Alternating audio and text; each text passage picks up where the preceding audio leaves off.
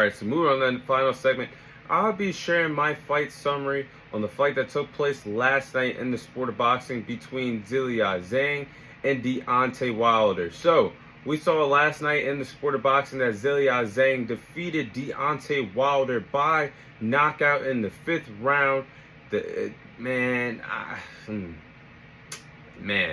oh man. My thoughts on this fight, Zhang went out there and showed why he could bang. No Diddy. But Zhang went out there and dominated and dismantled Deontay Wilder in that boxing ring last night, leaving him cold, left on the canvas, wobbly up to his feet when he answered the referee's 10 count after he knocked him out in the 5th round and scored one of the biggest wins of his boxing career, defeating a legend, one of the best heavyweights of this generation in Deontay Wilder. That counter hook that Zhang hit on Deontay Wilder that made Deontay Wilder turn around and ask the ref, hey, can I get some help over here? Zhang cracked him when Deontay Wilder, when he knew he had Deontay Wilder hurt. When Deontay Wilder was like, hey, can you help me out? Zhang hit him with a right hook, full speed momentum, and cracked Deontay Wilder, sent him to the canvas. His head bounced off the canvas. When I saw that, I said, damn, I know that shit. I know if he even tries to get up, that's it. Deontay Wilder, the man that he is, I give him a lot of credit for trying to get up and keep going after that. But the man was out of it. And the referee even knew when he said, come to me. He knew. He had that look in his eyes, and the ref called it off. That was the right call by the referee not to let that fight continue, of the damage that Deontay Wilder could have sustained if that fight went on. But man, what a win by Zhang. And when you look at the copy box stat, for those guys out there, girls out there watching and listening, that might say, oh, Deontay Wilder was aggressive just a little bit. Yeah, he did show flashes where you could defend yourself, but that ain't cutting it for me. Because if you look at this copy box stat, Deontay Wilder actually threw more punches than Zhang. Wilder threw 95 punches compared to Zhang's 73 punches. And the copy box stat doesn't really show what Deontay Wilder really looked like out there, because Deontay Wilder was still gun shy, was not aggressive in this fight, was getting walked down and pressured in the corners of this fight. Something that you really wouldn't think of seeing unless you watch Deontay Wilder versus Joseph Parker. That just didn't really sit right to me. And he was really gun shy of letting that right hand of destruction go, which really was a red flag to me early on in this fight. And I knew something was up.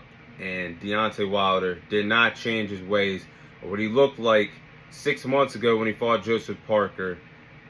Man, it's a stinger. It's a stinger. But as we move on here, what's next for Zhang? I think Zhilei Zhang has some options on the table now. It'll be interesting to see who he fights next. We all know that Anthony Joshua is rumored to return this fall in September at Wembley Stadium in the UK. So he's going to be looking for a big opponent to fight in his home country. Maybe Zhilei Zhang is the guy. Or you have another option on the table, Daniel Dubois, who had an impressive victory on the co-main event of the Queensberry versus Matchroom card last night in the heavyweight division. And he could be defending, depending on how the IBF wants to take this. If they want to strip Alexander Usyk of the IBF world title, in my opinion, he should keep it. And the rematch between Tyson Fury should again be an undisputed heavyweight championship fight. But if the IBF decides to strip Alexander Usyk of the title, Daniel Dubois will be awarded with the IBF title. So it'll be interesting to see who gets the crack at Anthony Joshua this fall, whether it's Zhilei Zhang or Daniel Dubois.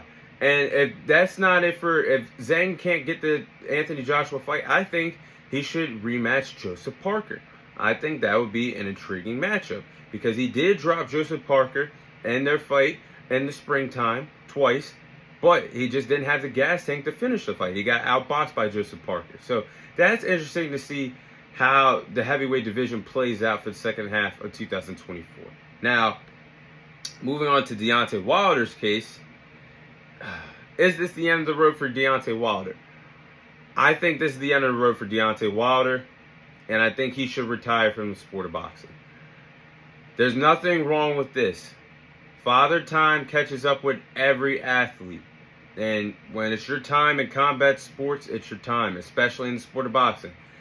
And I think it's Deontay Wilder's time. He had a great boxing career, 43 wins, 42 wins come away with a knockout. You don't get 42 victories come away with a knockout by accident.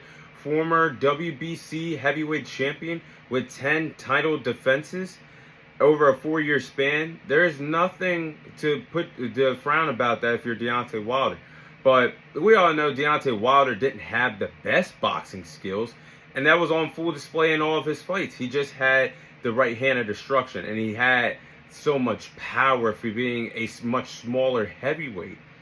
And looking at Deontay Wilder, he lost his last 4 out of 5 fights, and I just believe he hasn't been the same since the Tyson Fury trilogies. And over time, we're going to see if Tyson Fury is the same fighter after the Deontay Wilder trilogies. Could the same be said for him one day? But I think that's just caught up to Deontay Wilder much faster because he lost that killer instinct in the ring, and you need that killer instinct in a very dangerous heavyweight division.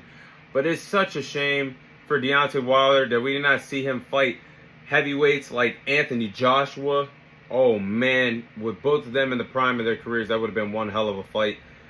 Alexander Usyk, we didn't get to see that, or we didn't get to see the fight that we should have got in 2022 between himself and Andy Ruiz.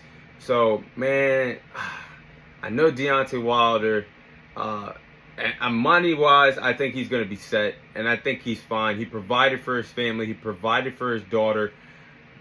Gave the sport everything he had. There's nothing wrong with this.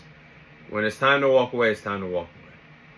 And after I saw that knockout yesterday against Zhang, where he got turned around and could not defend. They say defend yourself at all times in the sport of boxing.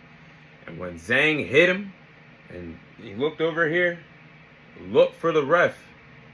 Help me out here. And Zhang, it's time to go for Deontay Wilder. Hats off to a good career, though. And one of my favorite heavyweights of this generation.